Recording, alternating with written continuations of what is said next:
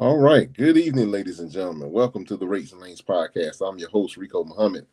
Be joined shortly by my co-host, Mr. Chuck Snow. And tonight we have Mr. John Farquhar stopping back by with us again from Summit Risk Solutions. He's going to be joining us tonight. But before we bring everybody back up and on board, if you guys would do us a huge favor, please like, share, and subscribe to the video. That helps put us into a broader algorithm for the YouTube and all of that other good stuff.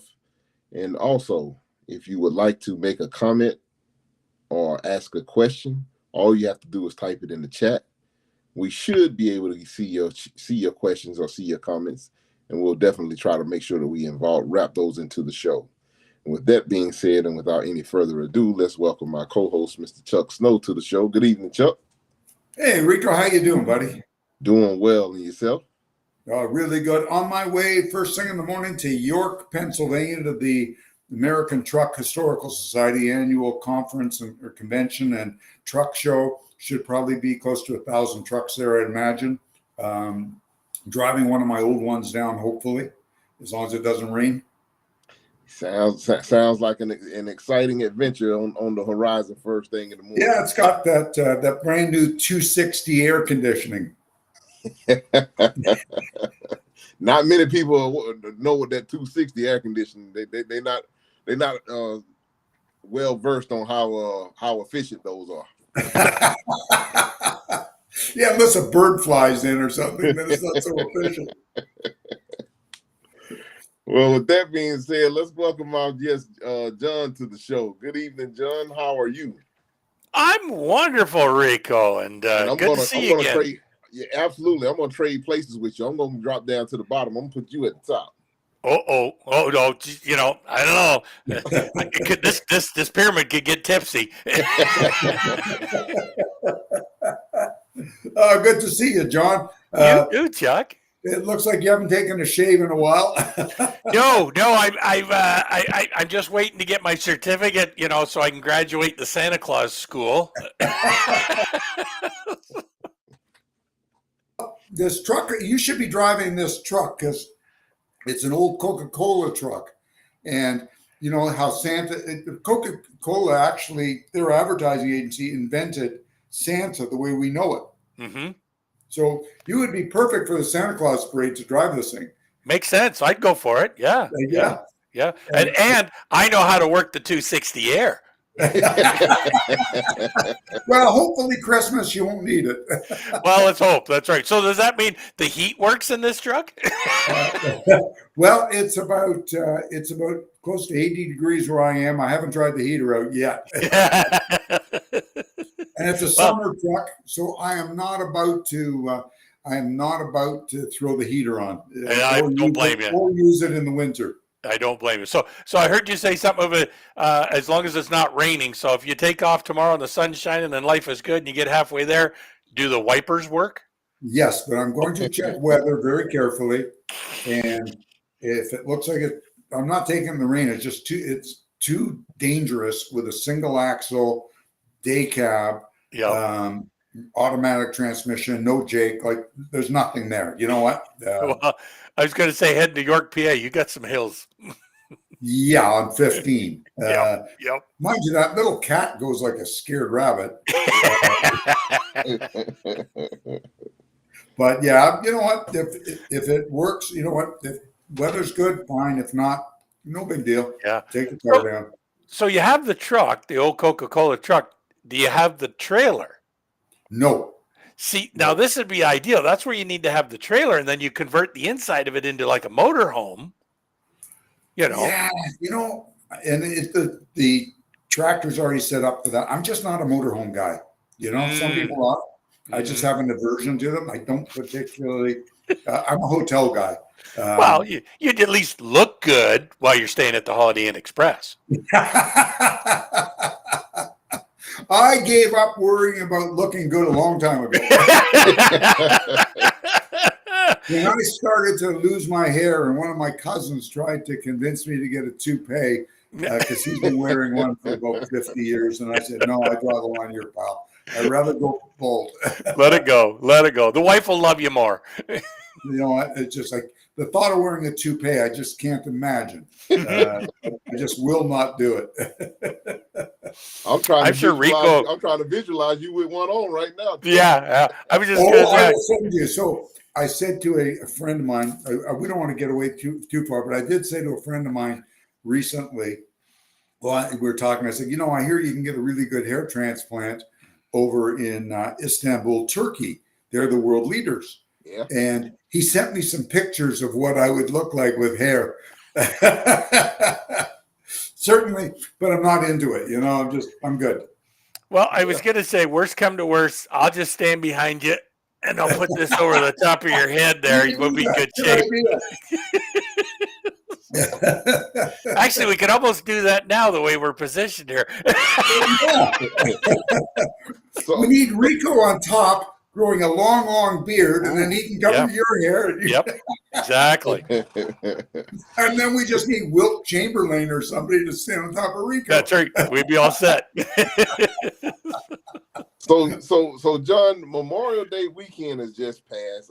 From what I understand, during those holiday times, that's a real risky time for cargo thefts and things like that to take place. Oh gosh, yes, yeah. So our Memorial Day weekend here in Canada was the weekend before, and one of the things you hear is a lot of alerts, information being posted as to protect your cargo, protect your fleet, protect your equipment, because you're on holidays. What are you doing? I'm going away for the weekend. I'm getting away. I've been around this trucking company all week long. It's time to head out to the lake, to the beach, to the cottage, wherever. And you're leaving everything wide open and exposed. So it's very lucrative times for those that love to steal.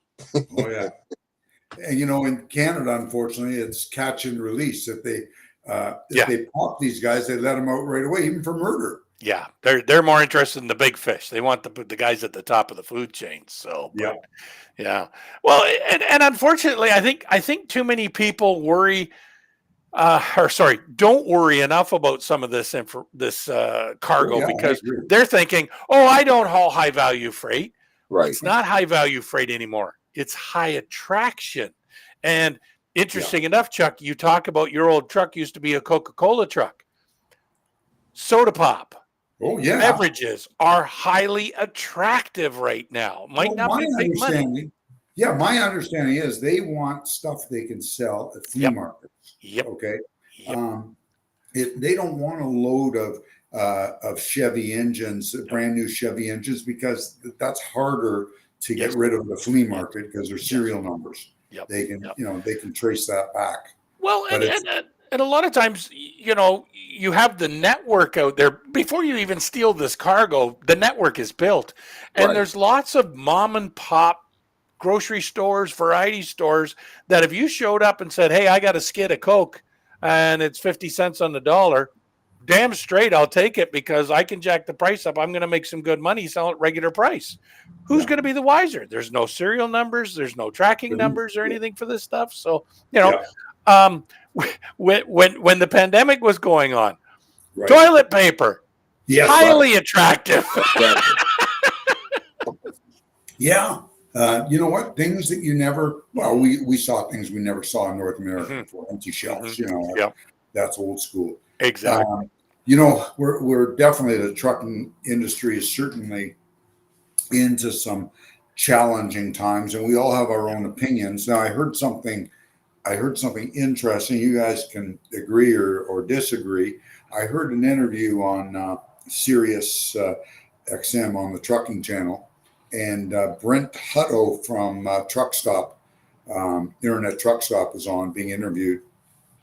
And he claimed, and I have no reason not to believe him, that really in the real world, like according to what we were before the pandemic and year after year, if you take away those 3 crazy years from 2020 to 2023, freight rates are not down and freight volumes are not down. It's just all these players that came into the game. That's what's screwing it. And the players that increase their fleet size because they didn't realize that this, the fallout from the pandemic was not going to last forever. Mm-hmm. So Yep. that's Well, really, I was going to say you get a lot of these companies that have overextended themselves financially, yeah, right? Don't have the internal support staff and whatnot, and now they've again overextended themselves, so they can't afford to bring on support help that needs to be, and then you bring in also the other aspect of they're trying to grow, yet they don't even know what it costs to operate. yes, that's huge out there where Yeah. people have no clue what the actual Yep. cost to operate a truck. Because you Yep. really, because trucking is so, you don't make a lot of money even in good No. times. So No. normal, let's that 3 years was, you know what, we should all be very thankful we got to live it. Mm-hmm. Okay, because there were some great times that never happened before in our lives. Not for, you'd have a little bump, but Mm-hmm. nothing that lasted as long. And now all of a sudden, it's the real world reality, Mm-hmm. and you've got to watch every penny, because even though, the average truck will do, $200,000-300,000 a year in Mm-hmm. revenue, how much are you actually going to keep? Mm-hmm. Yeah, and You that's know, that's the name of the game. That's the biggest thing. Is the name of the game is not how much you're going to make, it's how much you're going to keep. And Correct. one of the things that we I need to go back and see if I still have that file, because we had at one point in time we shared a spreadsheet with that did a breakdown of your um, variable costs, Mm-hmm. your and your fixed costs, and also and then give you your total costs for people that didn't have, because a lot of people that unfortunately that jumped in because they heard that trucking was the get rich quick darling yeah, of the pandemic, and and Yep. and, excuse me. and a bunch of people jumped in, got equipment, and got out here. Even so much as going and getting cargo vans and box trucks and things of that Mm-hmm. nature. But it still applies, if you, like we just saying, you have to have the critical component. And Chuck, I like your saying, Chuck. I'm gonna steal your saying for a minute. We're not really truck drivers. We're accountants that know how to drive trucks. Mm-hmm. Big time. And Mm-hmm. that's the biggest thing is understanding those costs and keeping those numbers in front of you and being intimately involved in understanding what those numbers mean. Huge.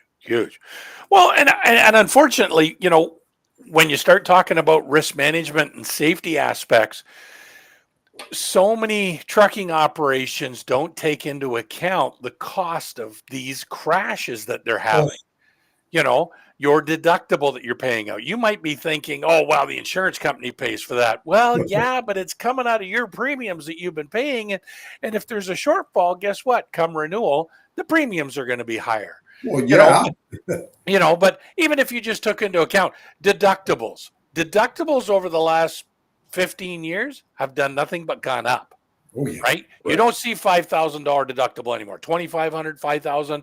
Now we're talking 10, 25. Some companies are 50. More companies are taking and putting more skin in the game, putting 100, Yeah. 500,000, whatnot. But you've got to count that in as a cost of your operation. Well, of course. You got to And figure that's out. something else that we might need Yeah. to go back and revisit. I think maybe when we get the next time we get our good friend Tommy Root back on, we might need to go back in. I think it may be definitely time for people to go back and reassess the value of Yep. the equipment that they have showing Yep. on their insurance. That's a key component as far as driving your premium on a monthly basis. Yep.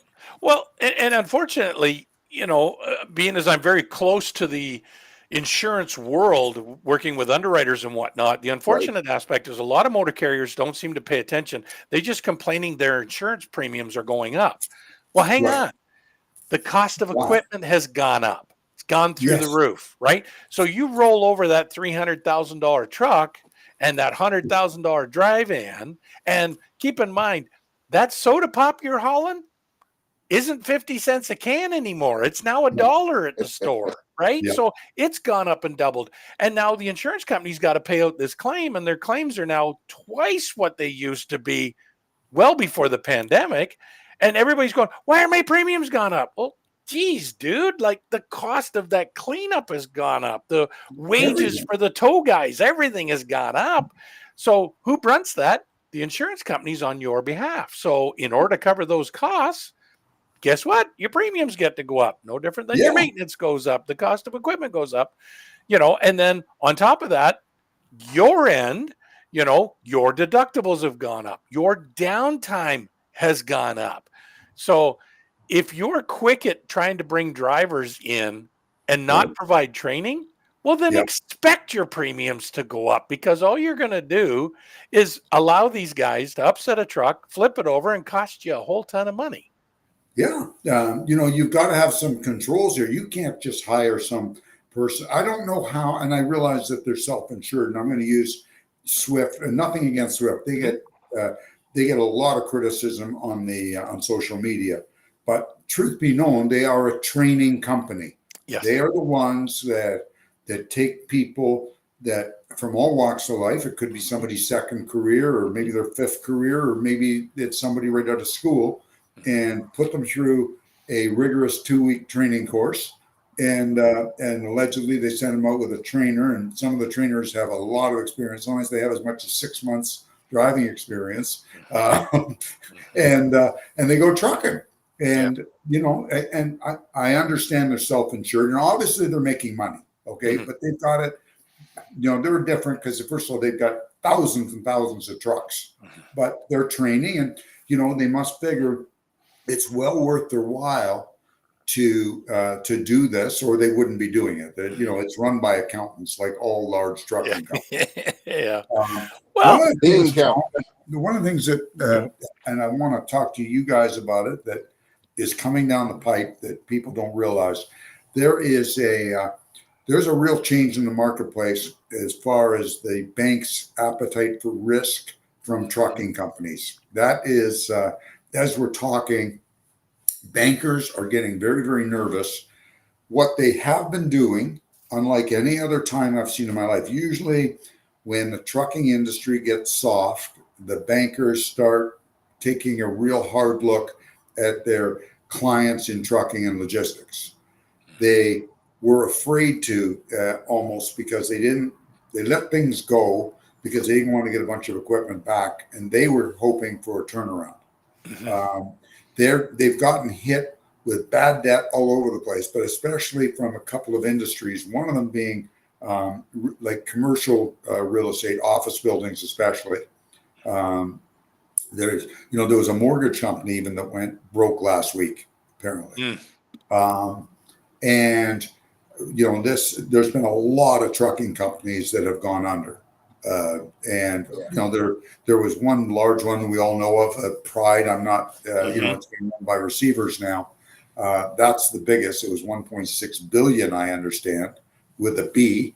And that was a conglomerate. They sold trucks, they leased trucks, they fixed trucks. They actually did trucks, did trucking, and they did logistics. But all the banks were involved in funding this. So with that pressure, and then pressure from other companies becoming insolvent, I think you're going to find banks. So a friend of mine who is a banker said, you're going to find banks losing their appetite for our industry. So if you want to keep your bank line and your covenants aren't in good shape, I strongly recommend you at least you do what you can to tighten up and find out what you can do to make things look better. But for God's sake, make sure your safety is under control, because that's one place a bank is going to look, believe it or not. And they've been doing that.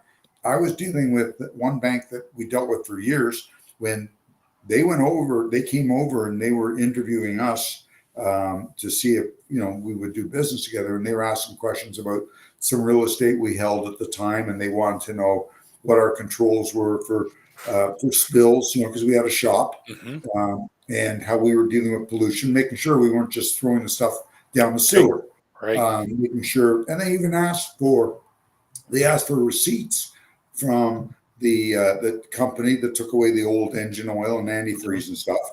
And they asked for, and this is over 20 years ago, they asked for our safety rating, because that was a bank that had a lot of exposure to trucking. But these guys share information now. And you want to make sure you do everything you can in place. That's one thing. You may not be able to control the market, but you can certainly control safety. And I can't stress enough to our listeners about the importance of a culture of safety. It's the undercarriage of the industry. You know, you need a guy like John and companies like Summit Risk Solutions to come in sometimes, even if you have a safety manager, because who's auditing him or her? You know, I've seen that one before. It's happened to me. You pay somebody and they're checking logbooks back when then they were paper, but now everything's online. But maybe they're not. Okay. So you really want to use the services of a consultant, even if you've got your safety manager, just unbeknownst to him, or beknownst to him, doesn't matter either way, to check and make sure, because you got to protect yourself. I just want to make mention for anybody that wants a copy of that spreadsheet for the cost per mile. If you need a copy of one, shoot me a message on any of the socials, and I'll try to make sure to get it over to you. Or you might be able to possibly just Google cost per mile spreadsheet. There may be some that are out there available on Google via Google Docs available for you as well. Cool. I just wanted to make sure I got that portion in there. So I want to kind of circle back to mitigating risks. When we was talking about the Memorial Day weekend, you got some people that may park their trucks. They may have a yard. They may be fortunate enough to, I don't know, maybe parking in front of their subdivision or something like that. What are some precautions that people may need to make sure whenever they are parking a truck that is loaded? What are some things that maybe that they might need to be more aware of, more conscious of, just to make sure that they keep that cargo safe? Well, one of the things they should be doing is, first off, letting their company know that if they're not parking at their designated terminal or secured site, then they need to let dispatch operations know where they're going to park, because then operations should be asking 30 questions to find out, well, where you're going to park it. Is it secure? Like the local plaza around the corner or the back lot of the Walmart is really not a safe location. Not anymore. No, exactly. And in your subdivision is probably going to piss off your neighbors very quickly. And, one of them might be a Hell's Angels member, and he'll go, I'll take care of this tomorrow. But it's be cognizant of your area where you are and go, is this conducive of putting a tractor trailer here? Is it going to be safe here? Is it going to be here tomorrow when I come back? Yes. And if it's not, well, then you need to be looking at a place that is secure. There's lots of facilities. We've seen this in our travels where you can park a truck and trailer, pay a fee, and it's in a secured facility. It's going to have lighting, cameras, and, possibly live security and whatnot. But most of all, you want to make sure your company knows that if you're not parking where you should be, that they know where you're parking, because that could be a huge problem when it comes to your insurance program. Right. When you're right. So when the insurance company has been told that the trucks park in the locked yard, yep. Then a guy decides to take it home, and he may have a nice yard at his house, but he's not there. He's gone boating for the day with his family. He comes back and the truck is gone, and you know what? They don't have to be loaded. No. They can be empty. They'll take those too. But what you're saying could be a denial to the claim, for the simple fact that, hang on, you told me all trucks and trailers would be parked in this yard. That one is not, and then, they might be going, oh, well, it was just a one-off. And then you find out later, no, it wasn't a one-off. He does this all the time. You could have the insurance company deny the claim and go, no, we're not going to, because this is what we call a material change of risk. You've changed what you said you were doing. You said it was going to be this, and now you've got not A, you've got B, C, D, E now mixed into it, and that's not what we're insuring you for. So, very similar to a material change of risk is quite common when you start hauling a different product that you said you never would. but you failed to tell your insurance provider. Now all of a sudden they can deny coverage. Yeah, that's one of those questions that they, because initially I remember when I very first started, when I was getting my insurance, and they started asking, I'm like, general freight, what does it matter?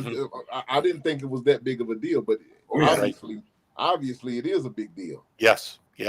Yeah, it does get into it. So, well, and again, back to, not only the value of the product that you've got in the trailer, but the attractiveness of the product that's in the trailer. Right. Yeah. So like obviously high value metals, copper, aluminum, those are going to be high target because I can take them to scrapyard. I can get that sold right quick, make some money, melt down, and it's gone. But even quick cargo devices, food, we talked about beverages, stuff that could be disposed of very quickly through a quick network. Boom, it's gone. Might not be high value, a truckload of Coke or beer, could be under $100,000. And a lot of people think, well, that's no big deal. Yeah, but they stole 5 of them, and now it's all gone. It never made it to a warehouse because it was gone. So, and you know what, guys? I've heard of a couple of cases that we were involved with where we gave back when I was working, we gave loads to carriers with locked yards. I mean, like these places were secured. And now obviously it was an inside job somehow, by somebody. And these guys crashed through the gate at 98, and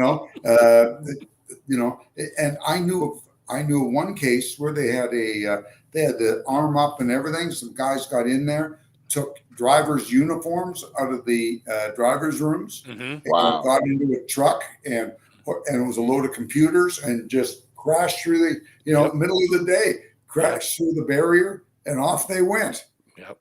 I've seen lots of video and claims and whatnot, and the phrase is true. If they want it bad enough, they'll get it. Not gonna stop.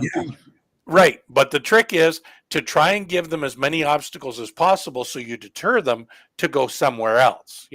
Because there's always going to be somebody that's let their guard down, and they're not paying attention, or they haven't put the security controls in place, and they'll go find who that is and go, well, this is easier. Let's not worry about that place.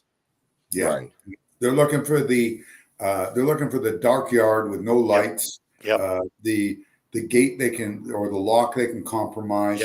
They're looking for cameras, I understand.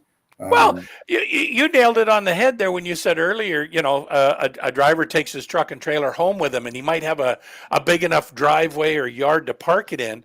More than likely, it's going to be dark. It's not going to be well lit. There's not going to be any security, and who knows? Maybe the driver is a bit of a loose lip, and he was down at the corner store talking to somebody, and here's a guy standing there listening, and he's talking, oh yeah, I'm headed here on Monday, and I'm going to do this, and I've got this load on, and da-da-da-da-da. And now all of a sudden you got the stranger that's just picked up some tidbits and going, ooh, I could sell this information, and he'll know somebody who could use that, and they'll go, we could use a truckload of that stuff. We've got a buyer looking for that. We could sell that right quick. So now it might not happen that night, but it won't take long. Over a couple of weeks, scope the area out, scope the guy, find out what his schedule is, when he comes and goes, when he goes to bed at night. Next thing you know, I'm hot wiring that truck, and out the door it goes. Most thefts, I would think, are not all, but most are inside jobs. Somebody's got information, somebody within that company, some clerk or somebody, some clerk that's making minimum wage. Here's the truck, the trailer number 1428 is going to be loaded with copper and sitting over the weekend. You'd be surprised whether somebody goes up to that clerk and says, listen, if you get any good leads of stuff there, I'll pay you $5,000. Yeah. And this person is, I've read about it where this person is drowning in debt, or they can't make ends meet or whatever, and they take the $5,000. We've actually seen claims where the load was brokered to a carrier and then stolen. And interesting enough, the broker was actually the thief. He was able to get the information, sell you the load. You're never going to get paid for it, but you've just hauled it to an area where he needs you to take it. I didn't have to steal a truck. I didn't have to steal a trailer. You picked up the load. You brought it to my warehouse. You've left. You think you're going to get paid, and now I've already gotten rid of the goods, and it won't take long before somebody goes, hang on, you didn't get that delivered to the proper company. And they're going to be, what's going on? Well, we did this, we did that, we did that. Well, no, you didn't deliver to the right place. Oh, we were told this. No.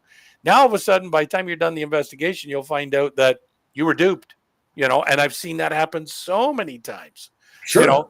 That phone number of the guy you were dealing with no longer works. The email's gone. He's gone. Yeah, he's back to wherever he was operating at. There's nobody around anymore. So so it kind of makes it interesting when you get that. So, Andrew Stacy writes, security starts in layers. Layers deter potential thieves. Potential thieves. The stronger the layer, the better you're protected. That can be a gated yard, glad hand locks, pin locks, etc. The more layers, the better. You have to do all of them. I've actually seen a guy hit a pin lock with a fifth wheel and it went flying off. Mm-hmm. He hit it so hard. If a thief, all they want it bad enough. If they want it, they're going to get it. But the more deterrence you put into play, the less they're going to want to play it. So the downfall of what Andrew talks about is you're going to have a company out there that's going to go, oh, that's a real pain in the butt. Well, you know what's more a pain in the butt is having to pay out $100,000 for a cargo loss when you could have done this. Funny story. Back when I used to work for a LTL company, they had terminals all across the nation, really. But it seems like all of the terminals were always in the rough part of town. And one night in particular, delivering, I was having to swap out. We was pulling doubles at the time, and I had to swap out in Chattanooga, Tennessee, and that terminal's in a real sketchy part of town. And of course, at this time, if it's not a break bulk terminal, it's a dark terminal. So when we have to go in there and the terminal's dark, nobody's there whatsoever. Everything's locked up. We got the little security codes for the gates and everything. And I'm pulling in. I'm hopped out of the truck. And I'm putting the code in the gate to get ready to open the gate up. And I see about 3 or 4 guys walking up the street. And they kind of looking. But when they looked, it was coming towards the terminal. But I guess when they seen me step back off from around the truck, I guess I looked like too much work for them.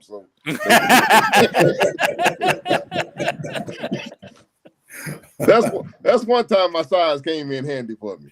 Yeah, exactly. Well, I was going to say, it's funny because I know Andrew quite well, and he used to have a beard like me, so I know that he was trying to deter his wife to get close because he would build layers of deterrent, and now he's thinned out the beard so the wife can get closer, I think. So yeah. Shots fired.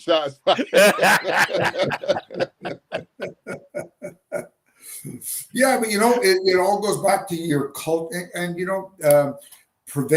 loss prevention of any type, whether it's a loss through a crash, loss through theft, whatever it is. It all goes back to having a culture of safety. Yes. Okay, that's what it is, and it's so important. And you cannot, if you're trying to be in this business without being safe, get out of it now. Okay, because you know what, you're peeing in the wind. You really are. It's not going to do you any good. You're not going to get to where you're going. Right. And I realize, to have a safety person or to have a safety consultant like you or one of your competitors come in, it's not cheap. But there's nothing cheap. No. Exactly. Even if you got a cheap truck, operating it's not cheap. The rate, you may find the rates cheap right now, but that's just because the competition is so fierce. Here's a question for you, kind of related around safety, because most of our guys, and I ran into this dilemma myself, and it was a real difficult decision for me to sit still. But you got a lot of guys out here, such as myself, smaller operators, 1, 2, 3 trucks, maybe 5. They delivering the load. Of course, we're all right now. Everybody's fighting the clock. You're 70 miles away from home, and you only got 30 minutes left to drive. No way possible you can make it back home. Go ahead and maybe break down the consequences of that personal My, conveyance or what. my question would start off with: is this something that happens daily, or is this something that's a one-off situation? I would say a one-off. Hopefully, it doesn't happen because if it happens daily, you definitely You have a problem. you created a problem Right. seriously. But if Yep. it's a one, but I don't know. Let's cover both of them Yep. Well, interesting enough, because you've got two sets of rules to work with here. You've got the U.S. rule and you got the Canadian rule. right. And the U.S. rule is very vague, very wide open, and allows you to do all kinds of stuff that you can get away with, without too much trouble. I've always told a lot of people, you're 30 minutes from home. You've been out all week long. This isn't something that's going to happen on a regular basis. I'm saying put it in the wind. Drive the extra half hour to get home, right? Document your log as to why you're 30 minutes over. Make sure your dispatch knows what's going to happen before it happens, right? So that they can document it as well.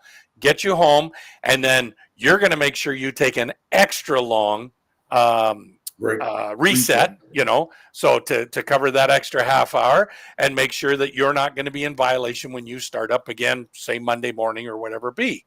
So now, I've had that work many times, particularly here in Canada, because you're not falsifying your hours of service. You are exceeding your drive time, Right. which is not the end of the world. And it's a lesser fine than if you were violating or falsifying your hours of service, right? And by letting an officer know what was going on, and here's the neat thing, it's not likely we're going to get busted while we're running over on that 30 minutes. Right. It's going to probably show up in an audit down the road. If we've got it documented out the wazoo to be able to say, operations knew and told the guy to get home. I documented it on my end to come home, right? Down the road in an audit, I'm probably not going to have any grief. An officer's going to look at it and go, okay, let's look at some more hours. I want to see if this has happened repetitive. Nope, right. It was a one-off. You know what? I'm probably not going to bother with it because it's not a big deal. But if it was something that was happening weekly, now I'm concerned because you need to look at your scheduling, your routing to figure out how do we get rid of this, because now it's becoming a habit, which is what you don't want to have, right? So, yeah. So when it comes to the PC side of it, the personal conveyance in the U.S., we're allowed to yank a wagon. We're allowed to be able to say, yeah, I'm technically on my way home, so I'm going to go PC. But we have to look at all the details. Am I loaded? Am I under dispatch? Am I headed in the direction where I'm going to deliver? Then now I can't use PC. Right. Now, in Canada, when it comes to PC, you cannot be laden. So it means you can't have a loaded trailer. You can't be connected to a trailer. You have to be bobtailing. Wow. And you can only travel within a 75-kilometer area, which is about 40 some odd miles, right? Yeah. So, and it's got to be strictly for personal reasons. If I'm under dispatch saying, drop your trailer there and go to here to pick up another trailer, that's not PC. Right. I'm under dispatch. So that is, on duty, not driving. So, but I know there's so much gray area in the U.S. A lot of guys are trying to get away with this, cheat this system and whatnot and make it happen. Even if it's something where I'm empty, I'm not under load, but I'm run out of time, but I'm going to get loaded over there. So I'm headed in that direction. Well, hang on. You're under dispatch to go there. So, you're not on your own time. You're not in that situation. So in my opinion, I'd be more inclined to go, we're 30 minutes from home. I'm putting her in the wind. We're going to document the hell out of it. And we're going to be cautious. You know what? That famous little expression, CYA, cover your ass. Yep, exactly. And that's what you're doing here. You're admitting, yeah, you know what? I'm working a little longer today because I've been out all week and I've got, I've got an extra half hour. And I don't think you'd have to be one hell of a bad operator for any auditor to throw the book at you for that. Well, and an officer's going to, I have no doubt an officer's going to reason with you and go, realistically, you're going to shut it down 30 minutes from home for 10 hours? No. Right? It's not going to happen. No way. They know it's not going to happen. So be smart, Don't falsify, document it, exceed your hours for the day for driving, and I'll go over my hours. So if it's 11 hours, I'm going to go over my 11 hours, but I'm not going to go over my 14 hour. And So John, they're going to see something's up. If you can, John, unpack that a little bit more. That part that you just said, as far as documenting it, not falsifying, but documenting. And, right. And if you could unpack that a little bit, just a little bit. Yeah.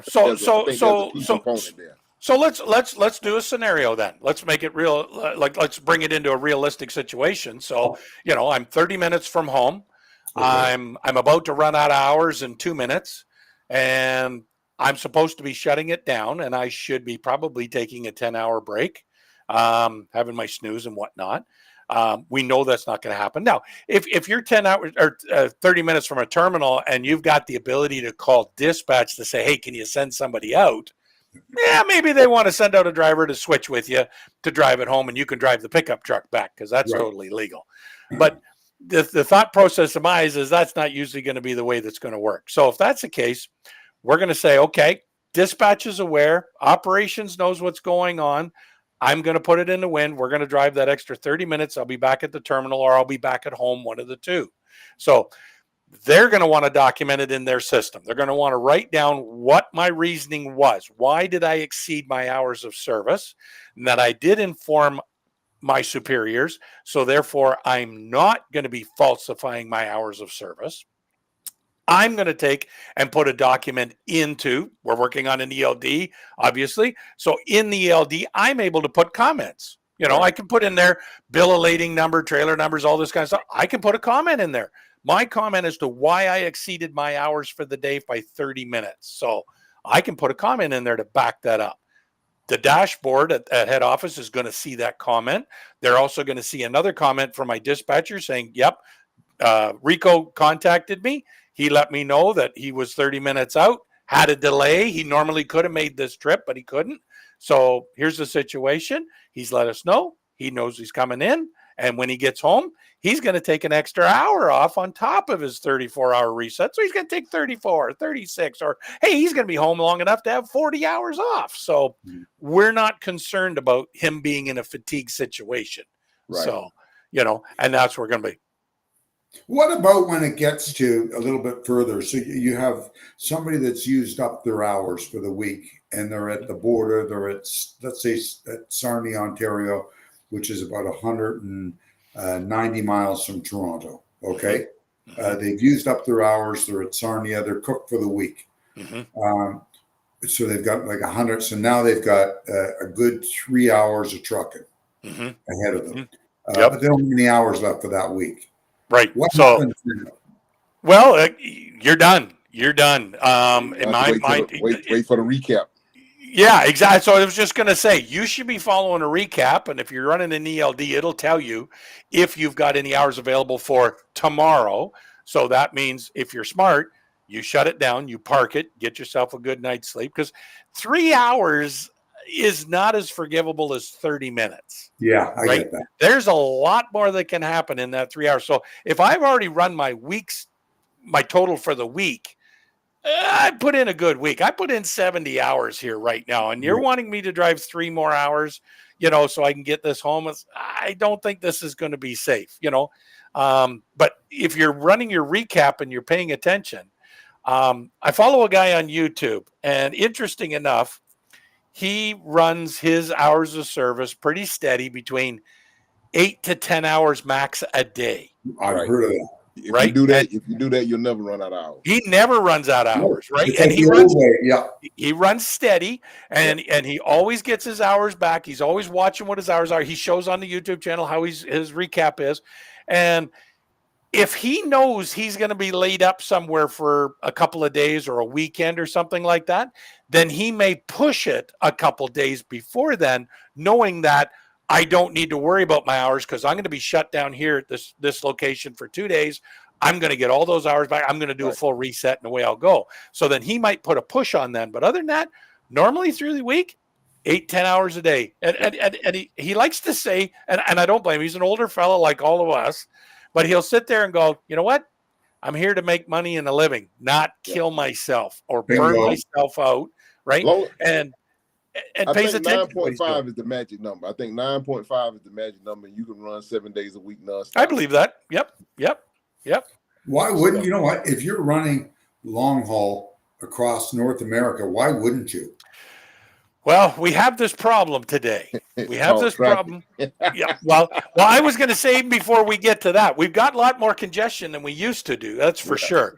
But we've got a lot of young people coming into this industry, and they're being told you have to drive 11 hours in the US. You have to drive 13 hours in Canada. No, you don't. Trying to maximize. That's the maximum you can do. It doesn't say you have to do that. Right? So you have to be smart. Like I remember back in my day, I'm sure you guys have had the same thing. I had a day where I was sick as a dog. I didn't drive 2 hours all that day. I was just in no shape to be behind the wheel. Well, I You think know, it everybody, happens. if you've been driving any amount of time, I think everybody has had those days where you roll out of the bunk some days and you can drive nonstop, no problem whatsoever. Yeah. And then you'll have them days you roll out of the bunk and you get 45 minutes down the road and you can't hardly keep your eyes open. Exactly. Sun gets in your eyes, and one of the worst times I found for drivers having wrecks is when we used to run all night. Young guys early in the morning, they would run all night, and they normally they made it to the delivery, but that last 20 minutes or so, the sun's coming up, and you start yawning, and we did have a guy. One of our own guys many years ago, owner operator, wrecked a brand new Kenworth. And he said he didn't have a seatbelt on. He said he went flying around that cab over like a robin. He had no idea how bad that was going to be. But and it happened. Young guys will push themselves because they're invincible. Well, even the old guys, I used to hear it from the old guys. Oh, I could drive 48 hours nonstop, rah, rah, rah. And I'm going, you know what? I don't care what you say. Your body has a clock. It's called the circadian rhythm. Yes, sir. And that will tell you when you're going to go to sleep. You can fight it. You're going to fight it. So if I only got 4 hours sleep last night and I get 4 hours sleep tonight, I get people go, I work great on 4 hours sleep.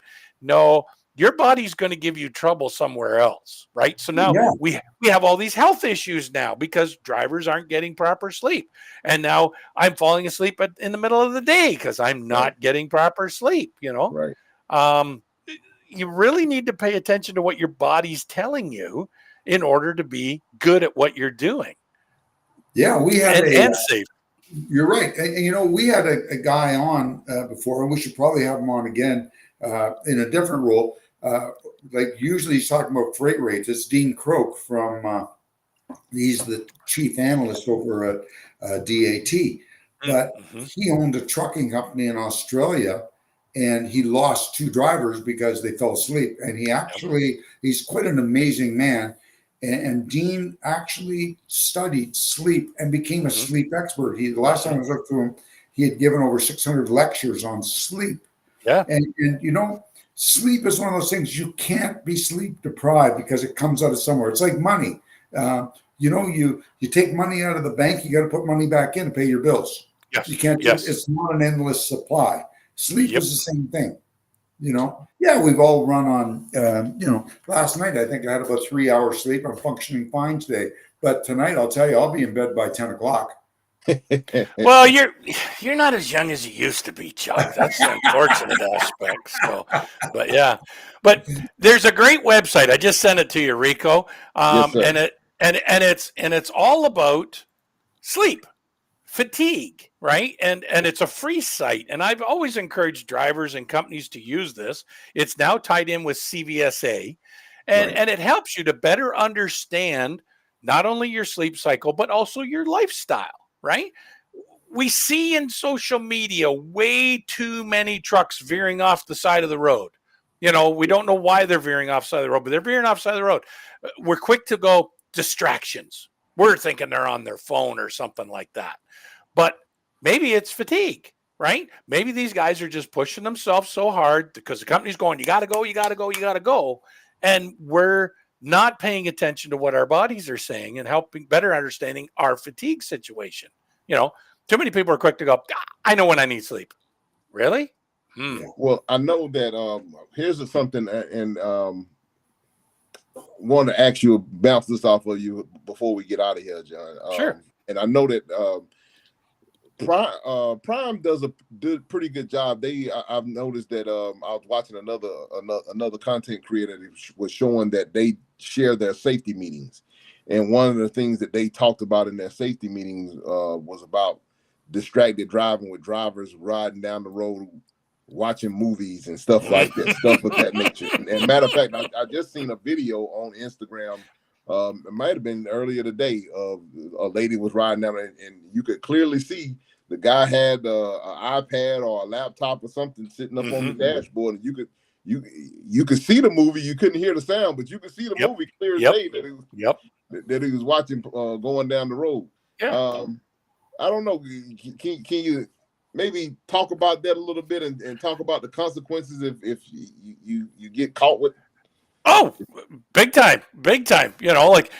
Sadly in the I shouldn't say it sadly, in the United States under FMCSA's, you get busted for distracted driving, it's a $2,700 fine.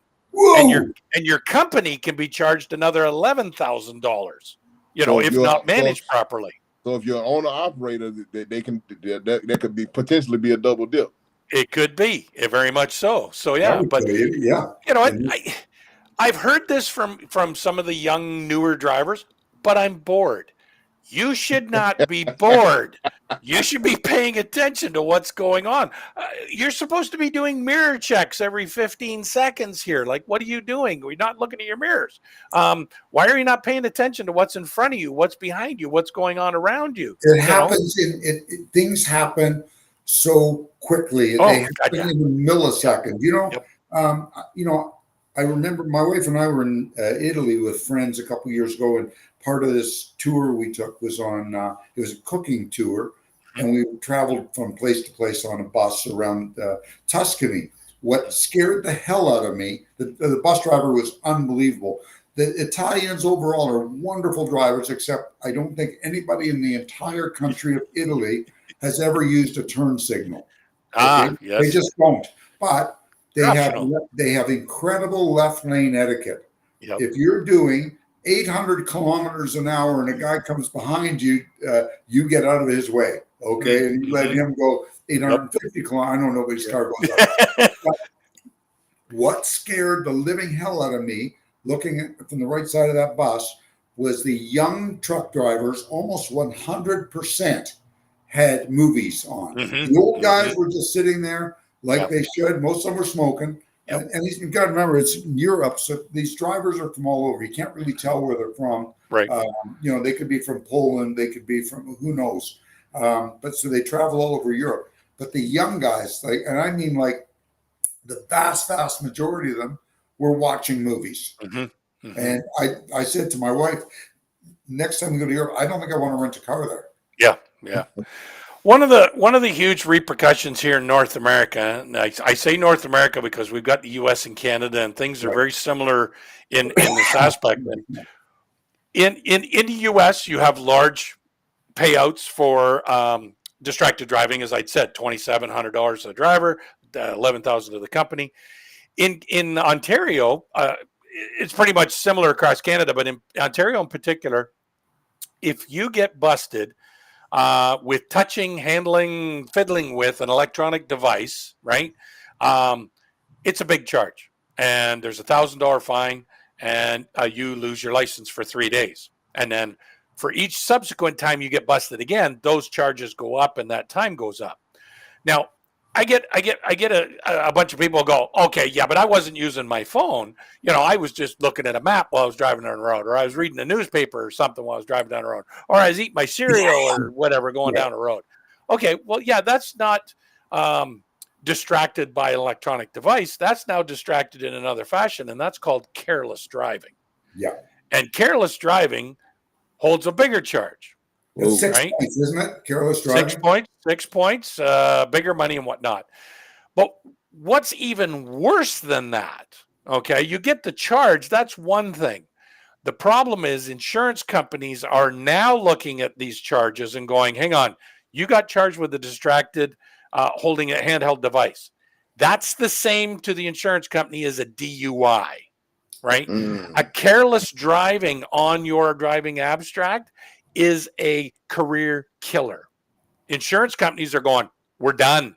Not we're going to surcharge you. No, we're done. You have to terminate that driver. We don't want that driver, right? Because And you're now a bad investment. Yep. And now they're starting to look at it the same way with distracted driving, where they're going, no, you're not curbing the problem, so you got to get rid of the driver. We're not so much interested in surcharging now. We just want you to get rid of the driver because this has happened twice now. Look at that. In the last year, he's been caught distracted twice. I don't want to insure him anymore. We're done. Yeah. And that follows you around. It does. Take it to the next job. Yep. Yeah, you go to the next. And so what ends up happening is you end up working for the worst of worst companies. Yep. Exactly. Well, John, I appreciate you for taking time out of your busy schedule to come on and join us. I'm looking at the time. We just practically blown completely through the hour. That didn't take long. No. Wow. We got to have you back more often. Do us a huge favor and let everyone know where they can find you, where they can find your work, and any information you'd like to leave with us before we get out of here. Sure. Probably the easiest spot is summitrisksolutions.ca. My phone number will be there. My email address is there. You can contact me through my website and whatnot. You can see what it is we do, what we help clients with and whatnot, our background within, the transportation industry and insurance and whatnot. But God, Chuck and I were talking about this. I've been in this now 44 years. It's like, wow. Just seems like yesterday, doesn't it, John? It does. Good stuff. Well, like I say, I appreciate you again for taking the time out. Thanks again for coming on and joining us. Well, thanks for inviting me. I appreciate it. Well, no, thanks for joining us, John. Really appreciate it. Anytime. Chuck, let the folks know where they can find you, my friend. Well, this weekend you'll find me in York, Pennsylvania. But other than that, you can reach me at chucksnow280@outlook.com.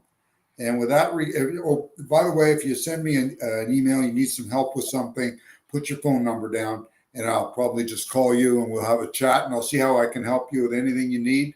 And with that, Rico, I'll let you back her in a hole for another week. All right. Well, ladies and gentlemen, we appreciate you guys for taking time out and your attention to these videos. If you found any information helpful, informative, and you know someone that might benefit, by all means, please share the video. And with that being said, ladies and gentlemen, we want to thank you guys again. Stay safe out there. Stay healthy. Keep it in between the mustard and the mayonnaise, and we'll talk at your same time, same place next week. God bless you and good night. Catch on the flip-flop. God bless. Thanks again, John. Hey, that was great. No problem. Anytime.